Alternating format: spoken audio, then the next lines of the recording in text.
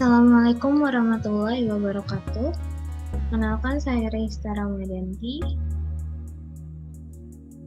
NPM 191506022 dari Prodi Teknik Informatika kelas B.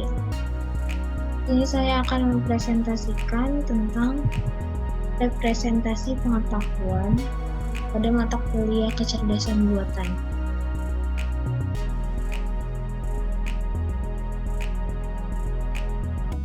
Secara teknik, kita akan membahas presentasi pengetahuan menjadi 5 kelompok, yaitu ada representasi logika, jaringan semiotik, rem, skrip, dan aturan produksi. Agar pengetahuan dapat digunakan dalam sistem, pengetahuan harus dipresentasikan dalam format tertentu yang kemudian dihimpun dalam suatu basis pengetahuan. Cara sistem pakar mempresentasikan pengetahuan akan mempengaruhi perkembangan, efisiensi, dan perbaikan sistem.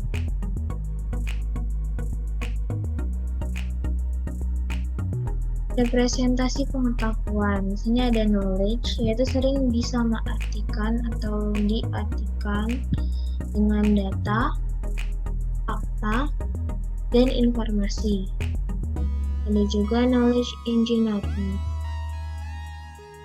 yaitu proses mengumpulkan dan mengorganisasi pengetahuan. Juga knowledge representation, yaitu proses bagaimana pengetahuan direpresentasikan untuk membentuk basis pengetahuan.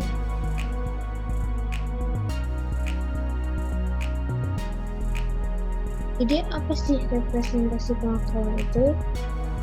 Representasi pengetahuan adalah cara untuk menyajikan pengetahuan yang diperoleh ke dalam suatu skema atau diagram tertentu hingga dapat diketahui relasi antara suatu pengetahuan dengan pengetahuan yang lain dan dapat dipakai untuk menguji kebenaran penalarannya.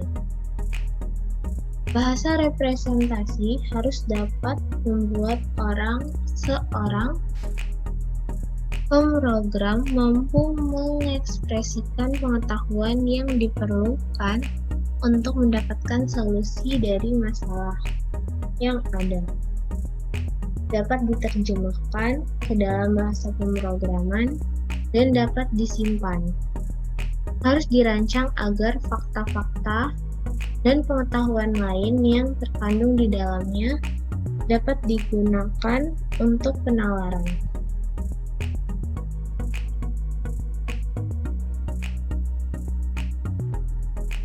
Representasi pengetahuan. Jadi, representasi pengetahuan apa sih itu? Jadi, representasi pengetahuan merupakan penyajian output untuk pengetahuan berupa fakta yang dipunya atau didapat. Contohnya, kita ini dapat melihat Google Assistant. Jadi, saat kita bertanya, apa berita terbaru hari ini? Lalu informasi yang masuk akan diproses mesin berdasarkan pengetahuan dan menghasilkan keluaran berupa tindakan seperti berita untuk hari ini adalah apa, atau berita untuk hari ini adalah terkait masalah cuaca atau masalah lainnya. Fungsi pengetahuan. Ini ada fungsi pengetahuan. Yang pertama ada retrieval, yaitu mengingat kembali, pengelompokan. Jadi, pengetahuan itu dapat diingat kembali dan dikelompokkan. Yang kedua ada reasoning, yaitu menalar suatu permasalahan. Yang ketiga ada acquisition, yaitu mengupdate knowledge base berdasarkan informasi baru. Jadi, pengetahuan ini terus selalu diupdate berdasarkan informasi yang baru. Representasi pengetahuan menurut Milopoulos and Liu. Yang pertama ada representasi logika. Jadi representasi logika ini memiliki pernyataan dan output berupa kesimpulan. Logika, predikat, dan proposisi. Tujuan dari logika memberikan aturan-aturan penalaran sehingga orang dapat menentukan apakah suatu kalimat bernilai benar atau salah. Terus yang kedua ada representasi prosedural, yaitu pengetahuan menggambarkan dengan if dan, yaitu jika maka. Seperti jika hari ini sedang hujan, maka saya tidak ke sekolah. Seperti itu. Yang ketiga ada representasi network, yaitu pengetahuan yang disusun dalam bentuk jaringan melalui komponen-komponen utama, yaitu node dan link. Node sendiri merupakan objek dan link merupakan tanda panah atau garis-garis yang menghubungkan node-node atau objek. Keempat ada representasi terstruktur, yaitu memperluas konsep dari representasi network dengan membuat node-node-nya menjadi terstruktur data yang lebih kompleks. Nah, representasi terstruktur ini ada jenisnya, yaitu yang pertama ada frame, yaitu kumpulan pengetahuan tentang suatu objek tertentu, peristiwa, lokasi, situasi, dan lain-lain. Memiliki slot yang menggambarkan rincian, atribut, dan karakteristik objek.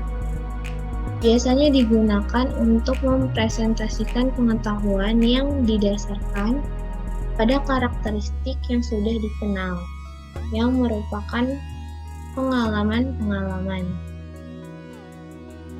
Dengan menggunakan frame, sangat mudah untuk membuat inferensi tentang objek, peristiwa, atau situasi baru, karena frame menyediakan basis pengetahuan yang ditarik dari pengalaman. Jadi ada 3 komponen utama dari frame.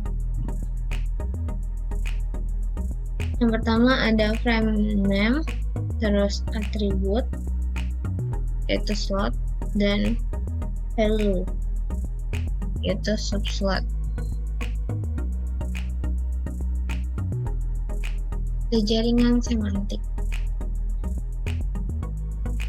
yaitu pengetahuan yang disusun dalam sebuah jaringan yang memiliki komponen utama, yaitu ada node yang menyatakan objek, konsep, atau situasi, dinyatakan dengan kotak atau lingkaran.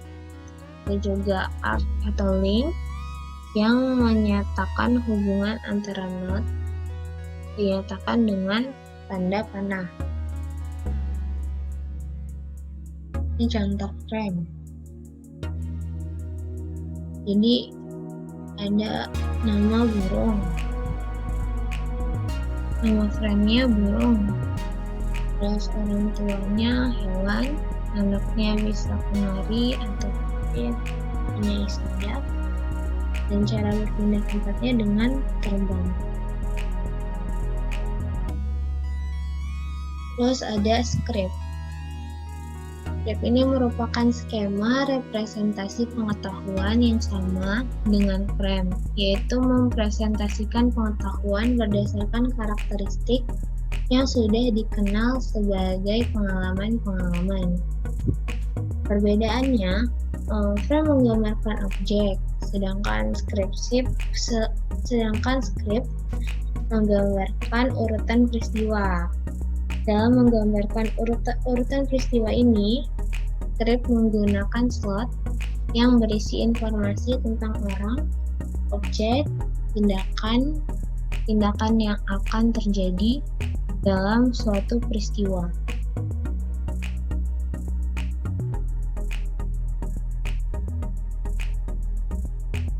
Nah, di sini ada contoh dari script. Itu yang pertama ada jalur atau track, yaitu di sini dapat diisi dengan ujian tertulis matematik, mata kuliah kecerdasan buatan. Terus role-nya itu ada mahasiswa dan pengawas.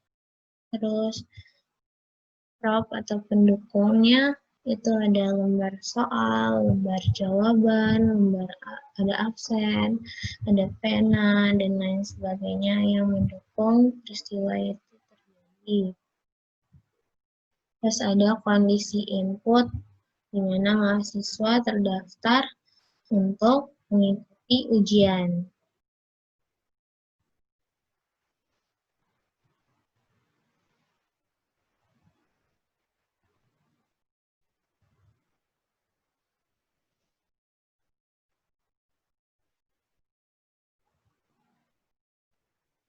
Sekian dari yang saya presentasikan.